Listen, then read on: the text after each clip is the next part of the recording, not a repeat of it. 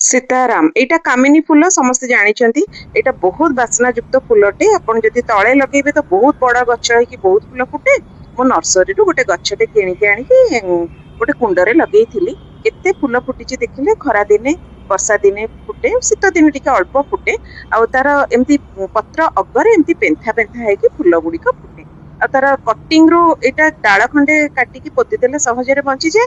नहले तार मंजी हुए, मंजी गुड़िक भी बगीचा जगह पड़ी कि तार मन को सब गछ हुए। यार फूलटी तो पेंथा है कि फुटे। ताकू मझिरे मझिरे तार जत्न केमती नेबे, जेमती गोटे वेल ड्रेन्ड माटी माने पानी निष्कासन हो जाउथबो सेमती माटी प्रिपेयर करिकी कुंडरे मु ताको गोटे 12 इंच रे कुंडरे लगेइची।